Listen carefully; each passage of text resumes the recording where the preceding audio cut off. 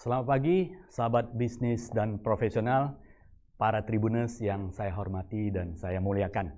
Bersama dengan saya, Sian dari Trend Development Center, pagi hari ini, di acara Bedah Bisnis yang diselenggarakan oleh Tribun Medan yang luar biasa, kita akan membahas topik tentang pelaporan aset keuangan dan investasi pada SPT pajak. Tentunya bersama ahlinya, yaitu Pak Rudianto. Beliau adalah Direktur yang membawahi pemasaran detail dan operation PT Panin Asset Management dari 2012 sampai sekarang.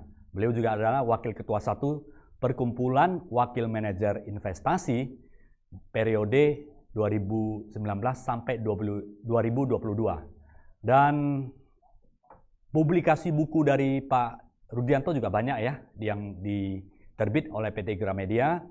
Bisa Bapak Ibu para tribuners cari ya, ada Sukses Finansial dengan reksadana, ada Fit, Focus and Finish, reksadana untuk pemula, dan banyak buku terbitan Gramedia yang ditulis oleh Pak Rudianto. Ya, pagi hari ini beliau akan sharing bagaimana pelaporan pajak SPT pada investasi keuangan. Di studio saya di Medan dan Pak Rudianto ada di kantor Panin Asset Management di Jakarta. Mari saya sapa dulu. Selamat pagi, Pak Rudianto. Selamat pagi, Pak Sian. Terima kasih. Apa kabarnya, Pak Rudianto? Baik, sehat Pak. Terima kasih. Terima kasih. Semoga sehat dan sukses selalu ya. Terima kasih waktunya Pak Rudianto sudah berkenan untuk sharing kepada para tribuners bagaimana pelaporan SPT dari aspek investasi dan keuangan. Ya, ini tentunya topik yang sangat hangat dan menarik karena di bulan 3 ini dan bulan 4 pribadi maupun PT itu akan melaporkan SPT tahunan ya. Nah, Pak Rudianto, di akhir-akhir ini investasi di pasar saham, pasar keuangan, termasuk fintech ya, kemudian pinjaman online, ada Bitcoin dan sebagainya. Itu sangat marak sekali ya. Di tahun 2022 di investasi di pasar saham juga meningkat sangat tajam sekali. Nah, ini tentunya ada pertanyaan dari para tribuners ini. Juga pertanyaan dari beberapa teman-teman, bagaimana cara melaporkan investasi tersebut di laporan pajak tahunan? Ya, bisa saja beberapa para pelapor pajak itu yang sebelumnya belum pernah investasi di saham, nah sekarang sudah punya saham, obligasi, dan reksadana. Bagaimana cara melaporkannya, Pak? Silakan Pak Rudianto. Ya, baik Pak Sian. Terima kasih Pak. Jadi memang kalau kita lihat perkembangan jumlah investor itu luar biasa. Di Medan juga khususnya ya, saya lihat dari jumlah nasabah dan juga saya ngobrol dengan Pak Darmin, pimpinan Panin Sekuritas Medan, itu transaksinya juga luar biasa gitu ya. Nah, jadi kalau kita lihat memang terjadi pertumbuhan yang signifikan pada jumlah investor. Nah, salah satu keuntungan daripada reksadana itu kan salah satu keuntungan daripada investasi di pasar modal itu kan pajaknya lebih mudah. Dalam artian kalau kita beli saham, beli obligasi sudah final, kita beli reksadana juga sudah bukan objek pajak. Nah, sama kayak kita taruh deposito lah, bunga deposito kita udah dipotong pajak juga seperti itu. Nah, jadi sekarang yang mungkin banyak orang tidak yang tidak ngeh atau tidak sadar atau mungkin lupa gitu ya, adalah melaporkan informasi pendapatan dia di dalam pajak tersebut. Kenapa? Karena kalau kita tidak laporkan bisa ada beberapa konsekuensi dan juga ada yang sayang juga gitu ya. Mungkin saya bisa share sedikit. Silakan Pak Rudi. Ya. Nah, jadi kalau kita berbicara pelaporan, itu kita harus tahu konsep daripada SPT. Ya. Jadi kalau kita isi SPT kan kalau perorangan akhir bulan ini, kalau lewat dari itu bisa kena denda. Belum lagi nanti diperiksa gitu ya. Nah, kalau yang perusahaan baru akhir bulan April. Nah, kalau kita lapor SPT itu ada 3 bagian Bapak Ibu. Ada penghasilan, ya, ada harta, ada kewajiban. Ya, penghasilan itu berarti kalau saya kerja terima gaji, saya lapor pajak. Kalau saya punya usaha, usaha saya ada omset, ya, ada yang UMKM bayarnya 0,5% dari omset. Ada yang mungkin sudah di atas UMKM, bayarnya dari laba bersih kita bayar. Nah kemudian ada juga harta, ya, penghasilan seperti itu. Nah, kemudian ada juga kita mungkin punya tanah kita sewakan, kita punya rumah kita sewakan, itu juga ada penghasilan, itu juga perlu dilaporkan. Ya. Nah, kemudian ada juga yang penghasilan-penghasilan lainnya, seperti misalnya saya beli asuransi, kemudian amit-amit nih misalnya terjadi sesuatu resiko, dapat uang pertanggungan, itu juga penghasilan. Ya. Jadi sebetulnya penghasilan-penghasilan itu baiknya dilaporkan. Nah, kemudian bagian kedua daripada SPT itu adalah harta. Nah, harta itu di dalam SPT sudah ada kode-kodenya Bapak Ibu. Ya. Jadi kodenya misalnya saya kalau punya uang tunai, itu kodenya 011. Saya punya tabungan 012, saya punya giro 013, saya punya deposito 014. Pak, kalau punya OVO, GoPay gimana Pak? Itu 015. Setara kas lainnya gitu ya. Nah, kemudian kalau misalkan saya memiliki piutang, ya, piutang itu orang minjem uang ke kita. Nah, orang minjem uang kita ya ini piutang yang biasa. Kalau ini piutang ke saudara-saudara gitu ya, di sini sebutnya afiliasi atau piutang lain. Nah, kalau kita bicara pasar modal, ya itu di jenis investasi. Jadi kalau saya punya saham TBK itu 031. Tapi kalau misalnya saya sama teman saya kongsi, ya bikin perusahaan, bikin PT, saya punya saham 20%, teman saya punya 80%, maka saham PT saya itu di 032, ini perusahaan tertutup. Nah, kemudian kalau saya beli obligasi perusahaan, sekarang kan banyak penawaran obligasi gitu ya. Nah, itu 033. Nah, kalau orang bank kan sekarang banyak WA kita, Pak mau beli obligasi nggak, obligasi FR sekian, FR sekian. Nah, itu 034. Kemudian surat utang lain, ya ini mungkin surat utang yang mungkin bentuknya lain, jadi bukan obligasi, karena obligasi itu sudah ada hukumnya, ada OJK-nya, itu berbeda sama surat utang yang lain. Nah ini mungkin model yang misalnya kita fintech, ya kan fintech banyak memberikan pinjaman-pinjaman, nah itu mungkin masuk kategori ini. Nah, reksadana 036, kemudian derivatif, kalau Bapak Ibu trading forex, trading berjangka seperti itu derivatif, termasuk juga right, warrant dan lain-lain itu 037. Kemudian penyertaan modal, ya ini mungkin CV. Ya. Nah kalau ini investasi lain, nah investasi lain ini mungkin kayak unit link. Ya. Kalau misalnya saya punya unit link, saya beli asuransi jiwa yang ada nilai investasinya di sini. Nah jadi itu kalau kita bicara melaporkan harta itu ada kodenya seperti ini. Nah kalau di tabelnya nanti seperti ini Bapak Ibu bentuknya. Jadi kalau harta itu pertama nomor, ya. Yang kedua jenis harta. Ya, jenis hartanya itu kita bisa masukin misalnya 031 saham gitu. Ya. Nah, tahun perolehan. Nah, tahun perolehan itu kita beli sahamnya tahun berapa. Nah, kalau yang namanya pajak itu tidak mengenal namanya harga market. Jadi misalkan saya beli saham Bank BCA nih di harga 30.000 misalnya.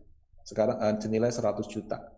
Sekarang harganya 33.000. Jadi harganya jadi 110 juta. Nah, kalau 110 juta berarti kan saya untung harganya naik, Pak. Saya lapor di pajak 100 sama 110, Pak. Nah, itu yang dilapor di pajak itu 100 juta aja. Karena pajak itu cuma mau tahu kita belinya di harga berapa.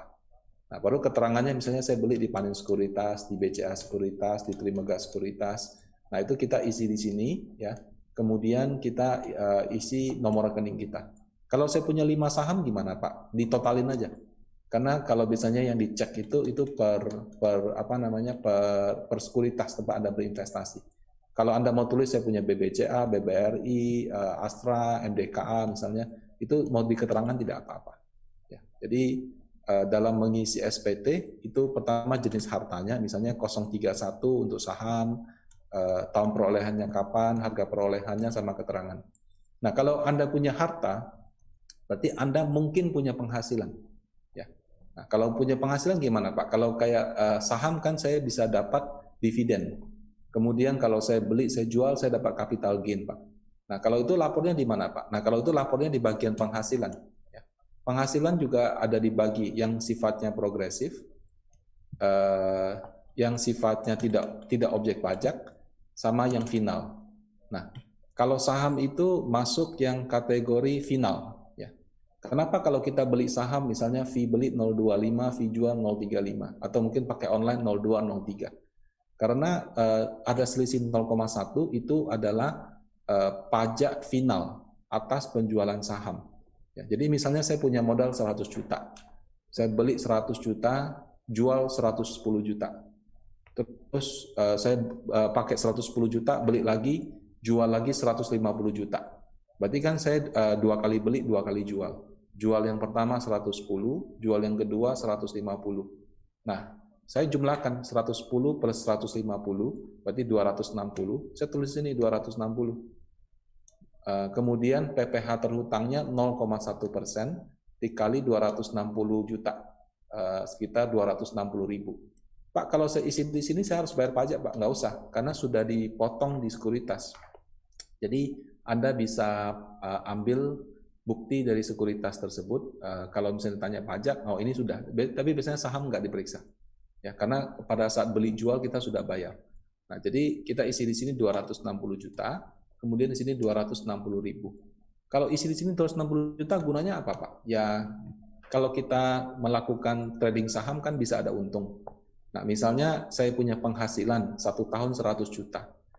Tahun lalu saya trading saham, untungnya cukup banyak, Pak. Misalnya saya untung 300 juta, hasil dari trading sepanjang tahun misalnya. Saya pakai uang 300 juta itu untuk beli mobil. Nah, kalau penghasilan kita 100, kita bisa beli mobil 300 juta misalnya. Nanti ditanya sama orang pajak, kok kamu punya penghasilannya 100, tapi bisa beli mobil 300 juta gitu kan. Nah, oh ini saya dapat dari trading saham, Pak. Mana buktinya? Nah, berarti Anda menunjukkan di sini. Oh, ini saya sudah lapor kemarin seperti itu. Jadi penghasilan yang Anda dapat dari investasi saham, ya, kalau terima dividen, ya, dividen itu nomor 12. Ya. Nah, itu bisa kita jumlahkan di sini sehingga nanti kita bisa jelaskan ke pajak. Oh, ini dari penghasilan saya memang nggak cukup, tapi saya belinya dari hasil saya berinvestasi, salah satunya trading saham seperti itu. Ya, termasuk juga kalau saya beli di obligasi, saya dapat bunga, ya, bunganya dilaporkan di sini. Ya, kalau saya beli reksadana saya trading atau mungkin saya beli reksadana saya dapat bagi hasil yang proteksi. Nah, kalau reksadana itu bukan objek pajak. Nah, kalau bukan objek pajak dia kolomnya lain. Kita isi nomor 6 ini.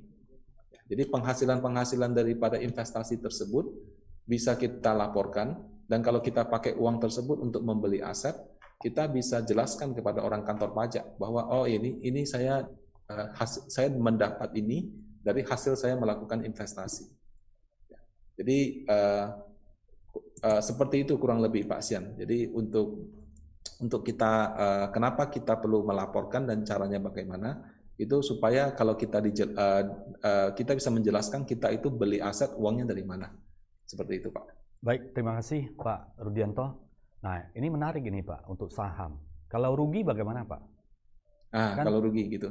Nah, ya. Kalau saham Pak, itu pajaknya pajak final Pak. Oke. Jadi final itu dikenakan atas suatu nilai. Contoh misalnya gini Pak, yang pajaknya final itu kayak sewa rumah juga. Misalnya saya punya apartemen, saya punya rumah, saya sewakan. Ya. Nah, kalau saya sewakan itu pajaknya 10% Pak. Mungkin kalau kita yang ke perorangan nggak ngitung-ngitung Pak, tapi kalau misalnya yang saya sewakan ke karyawan perusahaan pasti diminta Pak, bukti potong pajaknya mana gitu. Nah, jadi 10%. Apakah setelah kita sewakan nutup kita punya harga beli atau nutup kita punya cicilan, itu orang pajak nggak mau tahu Pak. Pokoknya dia taunya kalau saya sewakan 1 bulan misalnya 2 juta rupiah, pajaknya 10%, 200.000. Ya.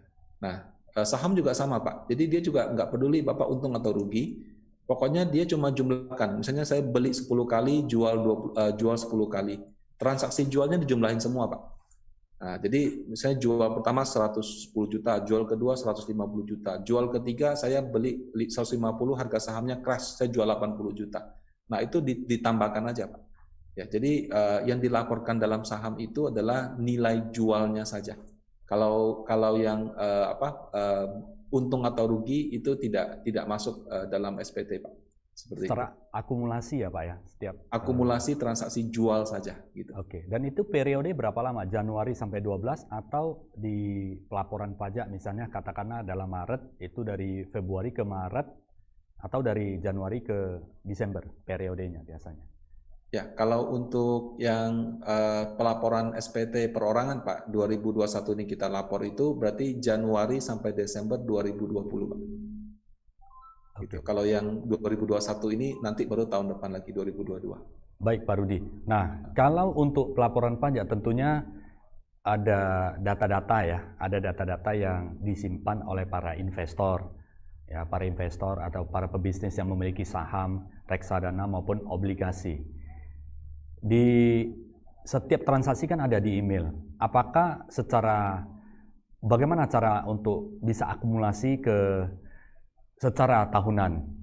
Apakah ada fitur-fitur dari perusahaan investasi sehingga mempermudah bagi investor ini untuk bisa rekap data dan melaporkannya secara akumulasi sehingga tidak perlu merekap satu persatu lagi. Bagaimana Pak saran Bapak, atau mungkin bagaimana bisa di-sharing kepada para tribuners sehingga pelaporan ini tidak ribet dan tidak sulit, mempermudah semua kita untuk melaporkan secara detail. Nah, Pak jadi Rudi, silakan. pertama Pak, kalau kita lapor sebagai perorangan Pak, kita tidak ada kewajiban untuk melampirkan bukti Pak.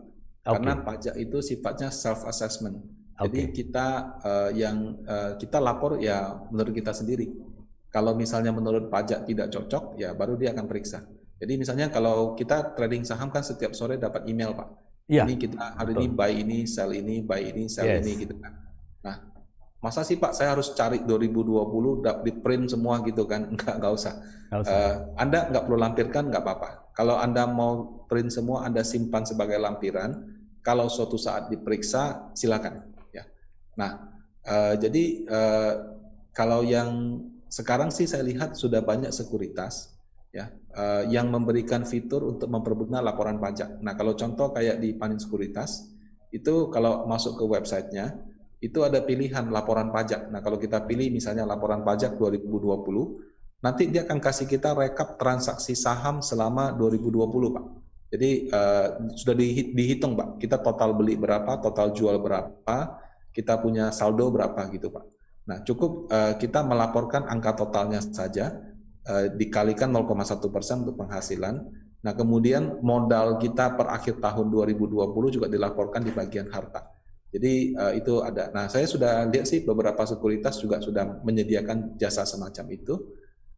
Dan kemudian kalau untuk reksadana di Panin Asset Management, itu kami juga ada fitur di websitenya yang laporan pajak. Jadi kalau kita klik laporan pajak, itu akan keluar juga data-data untuk 2020. Kita selama 2020, misalnya saya switching, untung atau rugi, kita jumlahin. Kalau kita beli proteksi, ada bagi hasil, kita jumlahkan. Dan kemudian juga kalau kita beli reksadana, harganya berapa, modal kita berapa juga sudah tersedia. Jadi itu bisa diakses di website. Tapi saya rasa ini sekarang fitur yang semakin umum. Kalau misalnya ada sekuritas yang tidak menyediakan, ya mungkin sistemnya masih kurang bagus sih. Tapi rata-rata saya lihat sudah. Oke, sangat mempermudah ya sekarang nasabah maupun investor untuk bisa tarik data dan melaporkan transaksi secara akumulasi secara periodik itu dengan mudah sekali. Nah, sahabat Tribuners, para Tribuners yang saya hormati semuanya, silakan ya Bapak Ibu semuanya, jikalau ada pertanyaan-pertanyaan yang ingin disampaikan kepada Pak Rudianto tentang bagaimana pelaporan aspek investasi pada SPT tahunan, silakan ya. Boleh diskusi atau boleh ditulis di kolom chat, nanti akan dijawab dan diberikan jawaban secara detail oleh Pak Rudianto ya. Silakan ya Bapak Ibu ya, silakan. Selagi kita masih diskusi, dan saat ini adalah saat yang tepat karena di bulan Maret kita akan lapor SPT pribadi untuk tahunan, dan di bulan April itu akan SPT untuk perusahaan. Nah, Pak Rudianto, apakah ada perbedaan untuk SPT pribadi untuk investasi dengan corporate, Pak Rudianto? Kalau misalnya SPT perorangan Pak, biasanya dia itu baginya ini Pak, misalnya yang untuk penghasilannya di bawah 60 juta, itu dia SPT-nya lebih sederhana. Kalau yang penghasilannya di atas 60 juta, itu SPT-nya lebih lengkap. Kemudian ada juga yang, kan ada juga Pak, orang yang dia kerja, tapi juga punya usaha pribadi misalnya. Saya kerja karyawan, saya dapat gaji. Tapi saya juga punya misalnya salon di rumah, Saya punya mungkin jualan kentang goreng, franchise di mana gitu kan Pak. Nah itu untuk yang itu formulir SPT-nya yang 170 SS gitu Pak. Nah tapi di 3 formulir tersebut itu semuanya ada list harta Pak. Jadi mau yang di bawah 60 juta, yang di atas 60 juta, ataupun yang karyawan plus punya usaha, itu dia di dalam SPT-nya itu selalu ada daftar harta. Nah, jadi investasi itu ada di semua jenis Pak. Gitu. Nah, kalau untuk yang punya usaha Pak, itu yang bentuknya agak lain Pak. Karena kita usaha itu kan harus catat kita punya omset berapa, kita punya biaya berapa, dan karena kan dia mau tahu nih kita punya omset berapa, biaya berapa, jadi untung rugi berapa. Nah, jadi kalau untuk yang usaha biasanya itu lebih kompleks ya, apalagi kalau yang sudah PKP Pak. PKP itu biasanya adalah pengusaha kena pajak yang omsetnya sudah di atas 4,8 M, sehingga dia itu kalau sudah yang di atas 4,8 M dia harus ada PPN. Jadi dia harus mengenakan pajak pertambahan nilai 10%. Kalau dia jual barang harus dia plus 10% seperti itu. Oke. Ini jadi, inline dengan pertanyaan dari Bu Erika tentang bagaimana laporan saham untuk yang PKP. Ya, kalau untuk misalnya ada perusahaan, dia sudah PKP, kemudian dia secara perusahaan juga berinvestasi di saham. Nah, biasanya saham-saham itu dilaporkan di ini di bagian apa namanya, di bagian hartanya. Jadi kan aset kan ada kas, ada piutang, ada persediaan. Nah kemudian ada investasi. Nah investasi itu baru misalnya Anda beli saham, Anda beli obligasi, Anda beli reksadana gitu. Nah cuma kalau untuk perusahaan saya mungkin bisa sarankan gini, kan kebetulan saya juga kerja di perusahaan. Jadi perlu dipastikan di anggaran dasar atau anggaran rumah tangga Anda diperbolehkan bahwa Anda boleh melakukan investasi ke situ. Ada perusahaan yang spesifik mengatur tidak boleh. Jadi saya pernah ketemu beberapa perusahaan, ditanya Pak, kalau secara PT mau masuk boleh nggak Pak? Ya silakan saja. Tapi pas dia cek, ternyata di anggaran dasar atau anggaran rumah tangga PT-nya itu dia cuma boleh nempatin deposito. Jadi dia nggak boleh taruh di investasi gitu. Ya, jadi kalau misalnya perusahaan yang benar ya, kalau Anda sudah mau ikut tender atau mau apa kan harus benar seperti itu pembukuan. Nah, kemudian untuk pajak ya, kalau kita perusahaan perorangan beli saham final, kalau perusahaan beli saham bagaimana? Final juga. Ya, jadi kalau perusahaan beli saham final, tapi saya menyarankan bahwa kalau misalnya nilainya besar, sebaiknya di perusahaan itu kayak bikin ada satu divisi sendiri untuk menangani itu. Dalam artian kalau dalam pajak itu ada istilah joint cost. Ya.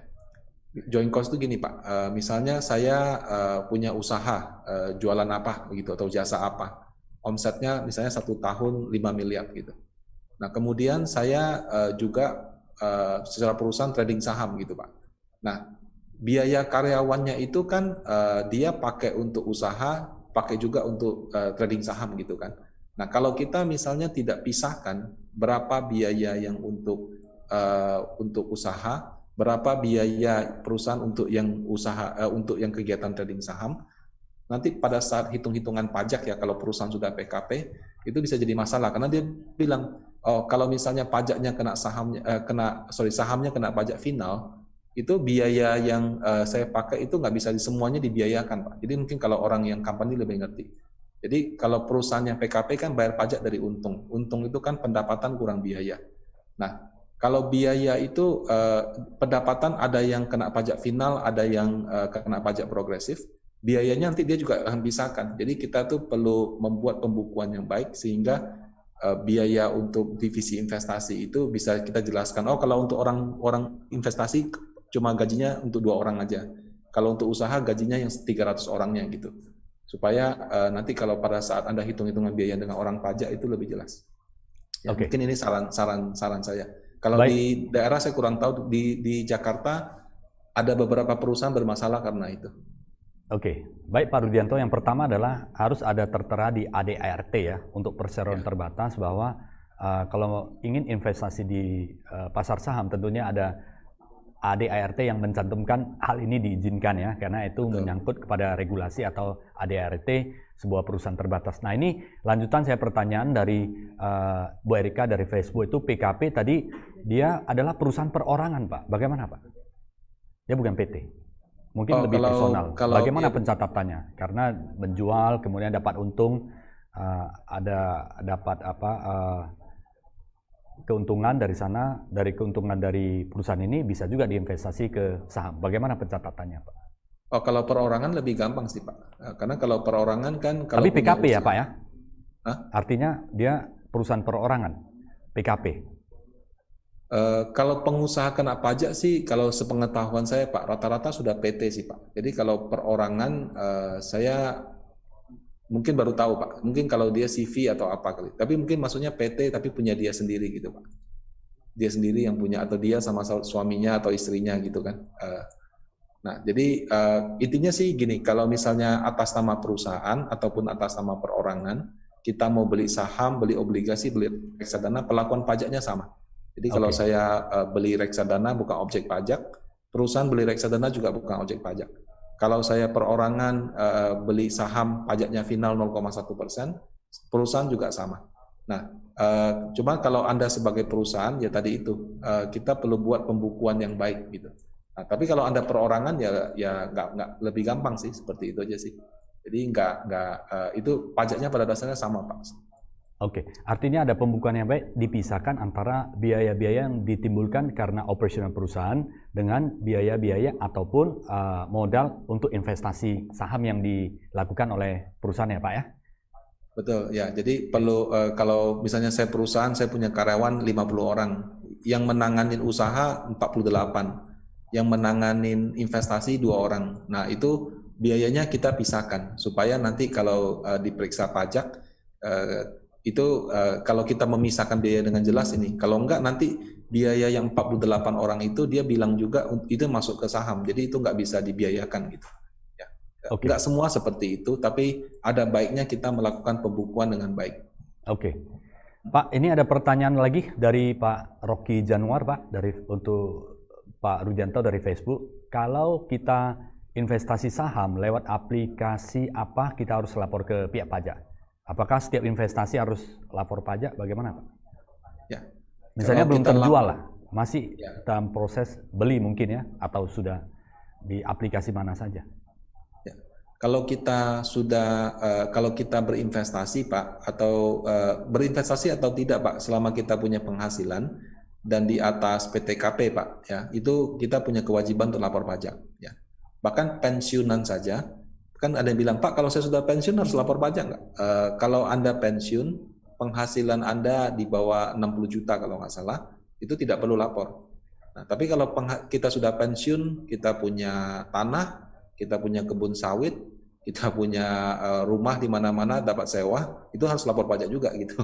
Ya, jadi selama penghasilannya di atas 60 juta, kita harus lapor. Nah, kemudian kalau sekarang saya beli saham di aplikasi, saya beli saham di mungkin Panin Sekuritas, saya beli saham mungkin lewat Mandiri Sekuritas atau di mana aja gitu ya. Nah itu ada baiknya, bukan ada baiknya, memang ada kewajiban kita lapor ya. Cuma lapornya bukan tiap bulan, jadi setahun sekali. Di mana untuk yang 2020 ini lapornya maksimal Maret 2021. Jadi kita laporkan, oke, saya penghasilan saya dari trading saham sekian. Penghasilan dari usaha saya pribadi atau saya kerja sama orang sekian gitu. Nah, sehingga kalau misalkan Anda untung besar nih dari kegiatan trading saham atau apa, kemudian Anda pakai uang itu untuk beli mobil, beli rumah, itu nanti Anda nggak diperiksa pajak. Takutnya nanti Anda bilang, saya penghasilan nggak ada, tapi kok bisa beli rumah, kok bisa beli ini. Nah, itu kalau ditemukan ya, dia akan anggap itu penghasilan yang Anda belum bayar pajaknya. Nah, itu bisa dikenakan pajak sampai dengan 30%. Ya, jadi itu tergantung ya nilainya. Kalau di atas 500 juta itu 30%. Jadi daripada kita dipanggil pajak, diperiksa, lebih baik kita punya pembukuan sudah bagus, sehingga nanti kalau ada pemeriksaan atau apa, kita bisa jelaskan. Padahal dari pajak, Pak Rudianto, misalnya kita capital gain atau dapat dividen dari pajak itu sudah bersifat final ya. Alangkah sangat bagusnya jika dilaporkan, sehingga keuntungan ini bisa diinvestasi, mau beli rumah, properti dan sebagainya, atau mau beli mobil, itu sudah aman daripada tidak lapor. Itu anggap adalah penghasilan dan biayanya akan tinggi ya. Artinya investasi pajak, investasi di pasar saham ini jikalau dapat gain itu jauh lebih efisiensi ya, atau jauh lebih profitable dibandingkan dengan kita pembayaran pajak dari segi operasional segala bisnis ya. Bagaimana tanggapan Bapak? Betul Pak, jadi kalau kita kerja kan Pak, itu kan terima gaji. Kalau gaji kan tarif pajaknya progresif. Sekian kena 5%, sekian kena 10 dan seterusnya. Paling tinggi kan 30%. Kalau kita punya usaha dan usahanya sudah cukup besar, kita kan kena pajaknya itu dari laba Pak. Jadi penjualannya berapa, biayanya berapa, baru untung atau rugi. Nah dari untung atau rugi itulah kita bayar pajak gitu. Nah, kemudian biasanya kalau pada saat diperiksa pajak, yang namanya biaya itu kalau Anda yang punya usaha, invoice-nya harus jelas. Misalnya saya bilang biaya saya adalah 500 juta, tapi yang ada invoice-nya cuma 400, 100 jutanya dia nggak anggap biaya. Jadi kalau tadi penghasilan saya misalnya 1M, biayanya 500 juta, tapi biaya yang ada invoice-nya cuma 400 juta. Jadi dianggap 1 miliar kurang 400, bukan 1 miliar kurang 500. Jadi kalau kita punya usaha itu, benar kita bayar pajak dari untung, cuma biayanya harus kita punya pembukuan yang jelas gitu. Nah, dan pajaknya juga progresif gitu ya. Yes. Kalau yang per 2021 ini paling tinggi 21%. Jadi kalau misalnya untung paling banyak itu kenanya 21. Nah, 22%, maaf saya koreksi, 22%. Nah, kalau kita beli saham, kita beli obligasi, beli reksadana, itu sudah final. Jadi kalau kita beli saham itu mau 10 miliar, mau 100 juta, mau 10 juta, mau 100 ribu kita beli saham gocap gitu ya. Pokoknya pajaknya sudah 0,1% kali itu. Jadi dia enggak, kalau kita untungnya banyak, bayar pajaknya makin tinggi. Pokoknya 0,1% kali transaksi penjualan. Kita beli obligasi juga sama. Misalnya obligasi kita beli 100 juta. Kita terima kupon misalnya 10 juta misalnya. Itu udah dipotong pajak 15%. Jadi kita terimanya 10 juta, potong 15%, 8,5 juta. Nah, kita mau beli obligasinya 100 juta, 10 miliar, atau 1 triliun, sama pajaknya 15%. Nah, kalau reksadana lebih enak lagi, bukan objek pajak. Jadi kalau kita mau beli 100 juta, 10 juta, atau jauh lebih besar daripada itu, dan kita untung, itu juga tidak perlu kita bayarkan pajaknya sama sekali. Cukup dilaporkan untungnya berapa. Ya, jadi secara perpajakan itu lebih efisien. Makanya kalau kita lihat kayak guru investasi kita yang sangat hebat, Bapak Lo Keng Hong, itu kan dia paling senang investasi saham. Karena lapor pajaknya dia bilang enak semua, nggak progresif gitu. Nah, dan transparan ya Pak ya? Ya. Oke, sahabat Tribuners, bagi yang ingin bertanya silakan ya dengan Pak Rudianto. Selagi kita masih ada kesempatan, karena pelaporan SPT pribadi ini nanti akan jatuh tempo di Maret dan SPT di perusahaan akan jadi jatuh temponya di April. Silakan bertanya. Selagi kita masih interaktif live sharing bersama Pak Rudianto, Direktur Panin Asset Management ya. Nah, Pak Rudianto, bagaimana dengan ini kabarnya kan kalau saham kan ada perusahaan, ada PT, ada listing Pak. Bagaimana dengan Bitcoin Pak? Ini akhir-akhir ini marah ini, banyak yang cerita tentang Bitcoin Pak. Oke Pak. Jadi kalau di Indonesia pajak itu ada 3 kan Pak. Satu yang progresif. Progresif itu kalau perorangan maksimal 30%. Makin besar income kita, ya pajaknya juga makin besar gitu. Nah, ada pajak yang final Pak. Jadi kayak saham 0,1. Yes. Kayak kita sewa 10% gitu ya. Ada yang bukan objek pajak kayak reksadana atau Anda kalau beli jual unit link ada untung juga bukan objek pajak. Nah, tapi untuk bisa masuk final sama masuk bukan objek pajak itu harus ada undang-undangnya. Jadi kalau misalnya tidak ada dalam undang-undang berarti progresif. Nah, jadi kalau kita beli Bitcoin Pak, Bitcoin itu kan dibilang final juga enggak, dibilang bukan objek pajak juga enggak. Jadi kalau kita beli Bitcoin dan kita untung Pak, nah itu masuk yang progresif Pak. Artinya kalau misalnya keuntungannya di atas 500 juta setahun, itu kena pajaknya 30%. Nah, cara lapornya gimana Pak? Jadi saya kasih kembali ke slide gitu ya.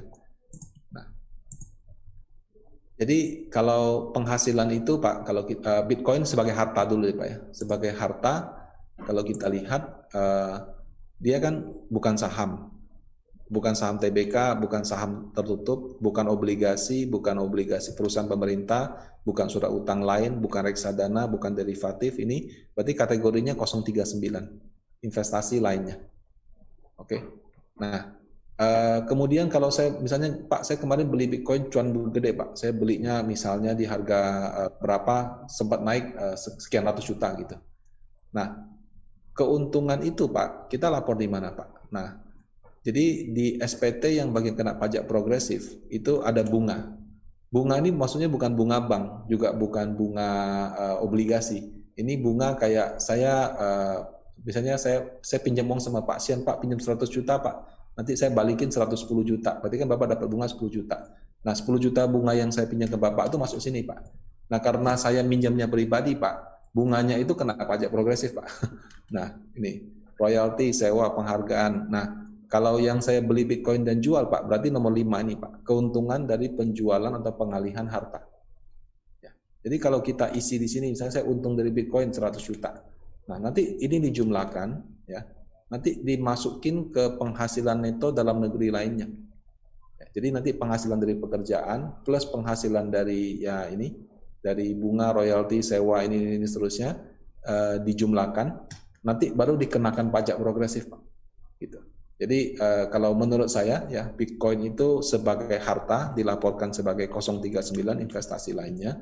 Dan kalau misalnya Anda beli jual dan ada untung, maka keuntungannya masukin ke sini Pak. Kalau saya rugi gimana Pak? Ya kalau rugi nggak usah dimasukkan Pak. Gitu. Atau misalnya saya transaksi 2 kali Pak, sekali untung sekali rugi. Ya Anda jumlahkan saja. Kalau netnya untung Anda masukin, kalau netnya rugi ya nggak usah. Seperti itu. Itu sih Pak Sian. Baik, menurut saya. Pak Rudianto. Terima kasih informasinya. Artinya Bitcoin bukan dia seperti saham yang sudah ada pajak final, tetapi dia ada pajak progresif ya. Para sahabat Tribuners, sebagai catatan untuk yang ingin melaporkan penghasilan atau investasi di Bitcoin itu berbeda dengan pajak yang diinformasikan oleh Pak Rudi sebelumnya ya. Nah ini ada pertanyaan lagi Pak Rudianto dari Bu Imelda. Kalau untuk perorangan Pak, penghasilan yang dilaporkan itu seperti apa? Jika penghasilan tidak rutin, bagaimana Pak? Penghasilan dengan besar berapakah per bulan yang perlu dilaporkan? Oke, jadi mungkin gini Bapak Ibu, kalau saya lebih menguasai kalau misalnya yang pasar modal. Jadi dalam artian kita punya keuangan investasi sebagai harta bagaimana. Tapi kalau untuk pajak perorangan pribadi, terus terang mungkin saya bukan ahlinya gitu. Jadi kalau memang mau lebih lengkap, saya rasa bisa ditanyakan ke petugas pajak atau konsultan pajak. Tapi kalau boleh menurut saya, kalau kita punya penghasilan misalnya usaha jual kue gitu atau apa, penghasilannya kan bisa besar bisa sedikit gitu. Nah itu masuk kategori UMKM. Nah kalau misalnya menurut saya ya, kalau misalnya kita cuma dapat penghasilan untuk kebutuhan sehari-hari habis, ya tergantung masing-masing sih, mau lapor silakan, enggak juga nggak apa-apa. Karena kalau kita lapor, UMKM itu 0,5%. Ya. Tapi kalau misalkan penghasilannya tidak rutin tapi besar Pak, sehingga kita bisa punya rumah, bisa punya mobil, bisa beli apartemen, bisa investasi di pasar modal sampai ratusan juta, kan kadang-kadang gitu Pak. Kan kadang-kadang yang namanya usaha itu bisa cukup, bisa lebih dari cukup kan, gitu kan Pak ya. Nah itu maka Anda berpotensi diperiksa pajak. Bagaimana mungkin orang ini nggak ada penghasilan, tapi bisa punya harta banyak gitu kan. Nah jadi kalau misalnya nilainya signifikan sehingga Anda bisa membeli harta ini itu, maka sebaiknya dilaporkan. Ya, jadi menurut saya sih seperti itu. Jadi kalau kita memang hanya cukup untuk kebutuhan sehari-hari, ya sudah. Nah, kalau untuk perorangan, kalau kita kerja di bawah 60 juta kalau nggak salah, nggak usah lapor. Yes, seperti itu. Terima kasih informasinya Pak Rudianto. Nah ini untuk pajak investasi, bagaimana jika tidak melaporkan atau laporan sebagian Pak? Ya tentunya kalau tidak melaporkan itu ada keuntungan, itu tidak bisa dijadikan sebagai pendapatan atau uang, nanti akan investasi akan kena pajak yang tinggi karena dianggap pajak penghasilan. Itu konsekuensinya. Selain itu konsekuensinya apa lagi Pak? Kalau jika tidak melaporkan atau lapor sebagian? Oke. Jadi kalau kita lapor kan tadi seperti Pak Sian katakan, jadi kalau kita dapat untung dari situ, kita bisa bilang, oh saya beli aset ini dari mana uangnya, gitu kan. Nah, kalau saya nggak laporkan atau saya lapornya sebagian, Pak. Nah, kalau pertama saya kalau nggak laporkan, berarti kalau nanti ada keuntungan dari situ, saya nggak bisa akui sebagai uang untuk membeli aset, satu ya. Atau yang kedua Pak, yang sering saya, nggak sering sih, saya udah ketemu beberapa teman saya yang tiba-tiba dapat surat cinta dari pajak Pak. Jadi dia bilang, atas nama ini, nomor NPWP ini ditemukan punya harta ini, tapi dalam SPT tidak ada, mohon klarifikasi gitu. Nah kalau kita nggak bisa menjelaskan Pak, maka harta yang ditemukan sama orang pajak itu, nanti dia anggap sebagai penghasilan yang kena pajak progresif.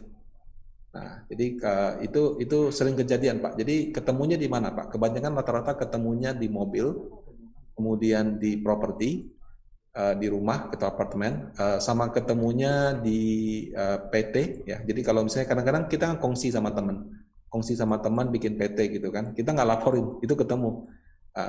Nah sekarang sejak 2018 atau 2019 saya lupa, 18 kalau nggak salah. Semua bank, asuransi, dana pensiun, ya, sekuritas, manajer investasi, pegadaian itu juga punya kewajiban melapor ke pajak. Jadi melaporkan orang ini punya harta berapa gitu. Nah, jadi bisa saja ketemunya nanti juga di instrumen pasar modal.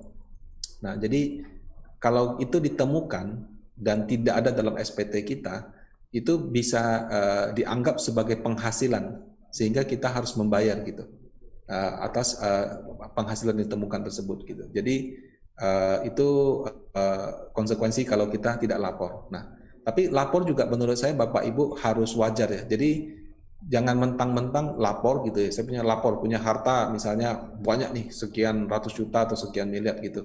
Tapi penghasilannya saya lapor cuma 50 juta, 60 juta. Kan tidak mungkin. Orang punya penghasilan 50-60 juta tapi bisa punya harta ratusan juta sampai miliaran gitu. Jadi kalau kita lapor ya, tapi antara penghasilan sama hartanya tidak seimbang, itu juga bisa jadi objek pemeriksaan seperti itu. Ya, jadi itu perlu dipertimbangkan Bapak Ibu dalam membuat pelaporan. Jadi yang wajar lah gitu. Masa yang wajar dan transparan pendapatannya ya, tapi hartanya banyak sekali gitu kan. Kan jadi pertanyaan, Bapak hartanya beli dari mana Pak? Ada pinjaman nggak? Nah, saya bilang, Pak ini pinjaman Pak. Oke, kalau pinjaman kan berarti Bapak bayar cicilan. Misalnya saya bilang saya beli rumah dengan cara pinjaman dari bank Pak. Saya lapor penghasilan saya misalnya 60 juta setahun.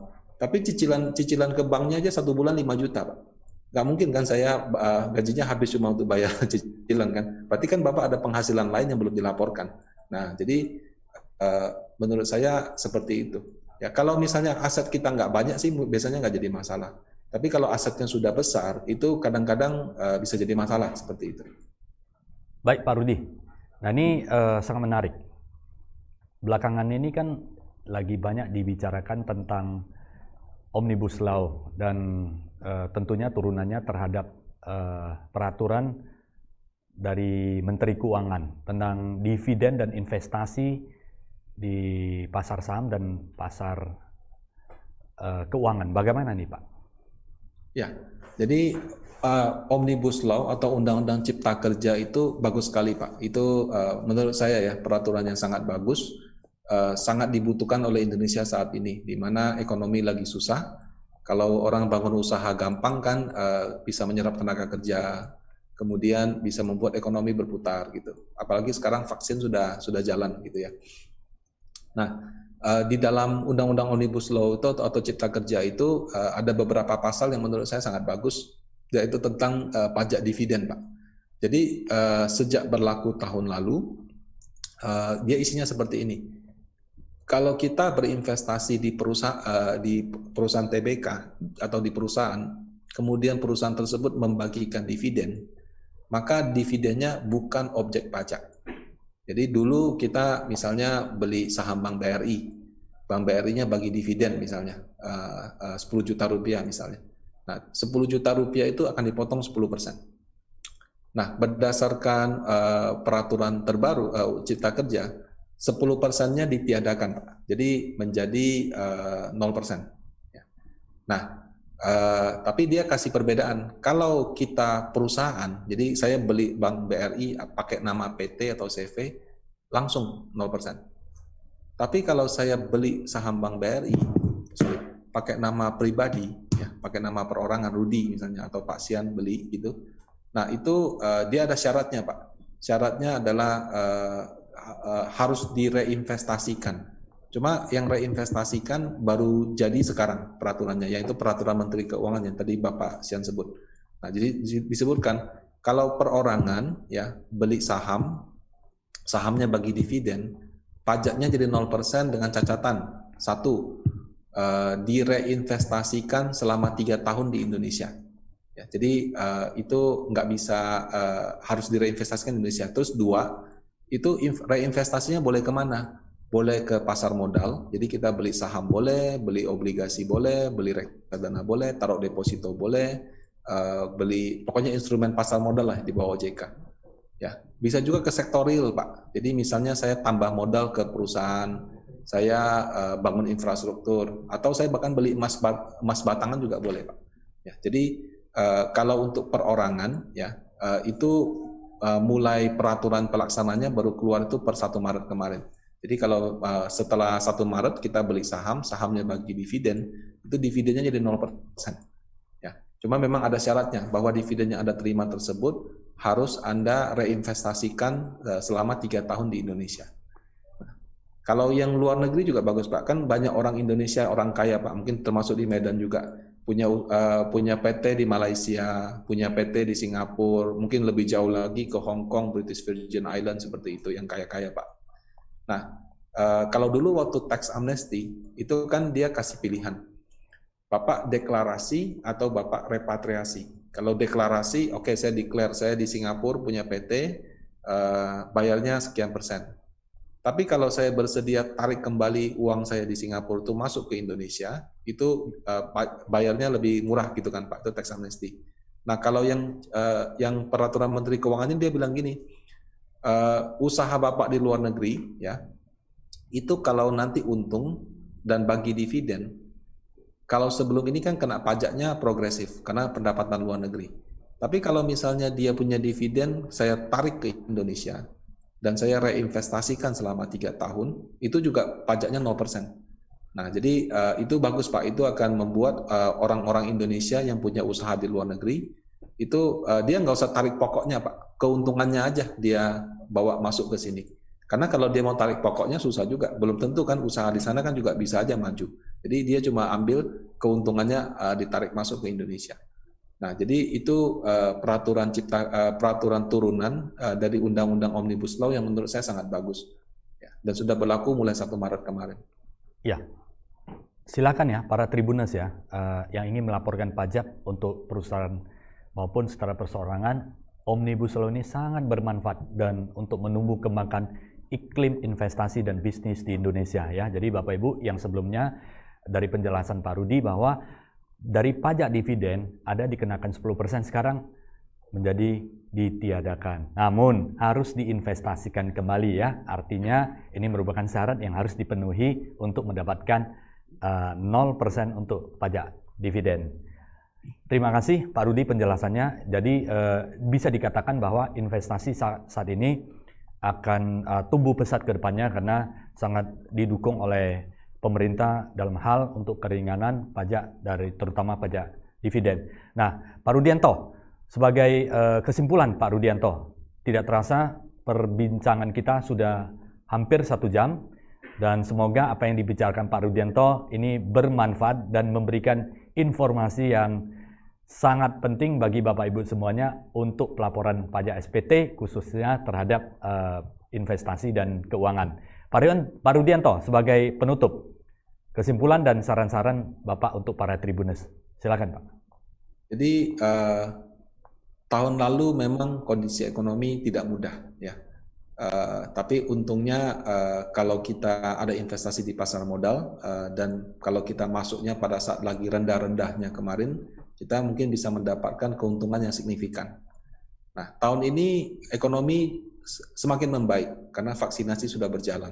Tapi karena kita sudah terbiasa dengan investasi, ya kan dari penghasilan kita yang sehari-hari, kita juga bisa dapat penghasilan tambahan dari investasi di pasar modal, seperti di saham, obligasi, atau reksadana.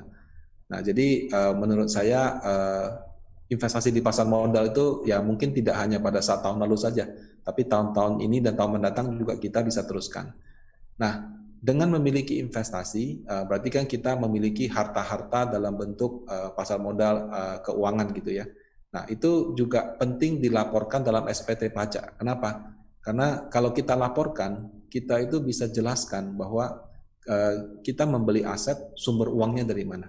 Nah, dengan bisa menjelaskan tersebut, berarti kalau nanti misalnya kita diperiksa pajak karena kita memiliki aset ya yang mungkin menurut dia kok nggak sesuai sama penghasilan kita bisa jelaskan. Jadi kita disiplin investasi untuk dapat penghasilan tambahan dari pasar modal. Kita juga perlu disiplin dalam administrasi pelaporan SPT pajak supaya nanti kalau misalnya ada masalah dengan perpajakan, kita bisa jelaskan asal-usul atau sumber dari mana kita membeli harta tersebut. Ya. Jadi demikian saran dari saya Pak Sian untuk Tribuners Medan, semoga bermanfaat Pak. Terima kasih Pak Rudianto atas sharing yang sangat bermanfaat untuk para Tribuners di pagi hari ini. Semoga bermanfaat bagi para Tribuners ya, dan informasi ini bisa dimanfaatkan dengan sebaik-baiknya. Dan sekali lagi saya mengucapkan terima kasih kepada Pak Rudianto atas waktu dan kesempatannya untuk berkenan sharing di studio Tribun Medan, dan sukses selalu untuk Pak Rudianto, tentunya juga untuk Panin Aset Manajemen yang semakin jaya dan berkembang. Sampai jumpa di kesempatan lain lagi, dan salam sukses untuk kita semuanya. Terima kasih sekali lagi Pak Rudi. Thank you. Terima kasih Pak. Ya. Thank you ya. Thank you. Oke. Saya izin live Pak ya.